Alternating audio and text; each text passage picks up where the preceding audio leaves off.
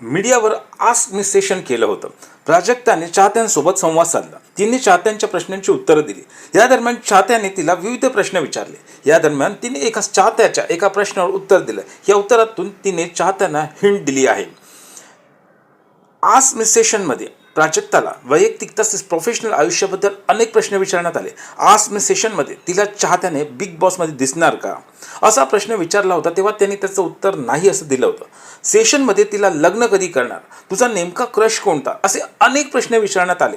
दरम्यान ask me सेशनमध्ये तिने चाहत्यांच्या अनेक प्रश्नांची उत्तर दिली। सध्या प्रेक्षक वर्ग प्राजक्ता माळीच्या आगामी चित्रपटाकडे आतुरतेने वाट बघत आहे। पण आता सध्या एका चाहत्याने तिला पुन्हा एकदा पडद्यावर तुला पाहायला नक्की आवडेल, तुझा आगामी प्रोजेक्ट कोणता येणार आहे असं प्रश्न विचारल्यावर तिने त्याच्यावरती उत्तर दिलं। ती म्हणाली की मी लवकरात लवकर एक तुमच्याबरोबर आनंदाची बातमी शेअर करणार आहे। प्राजक्ता माळी पुढे असेही म्हणाले की ती जानेवारी 2026मध्ये प्रोजेक्ट घेऊन येत आहे। त्याचं नाव आहे देवखेळ। हो, देवखेळ।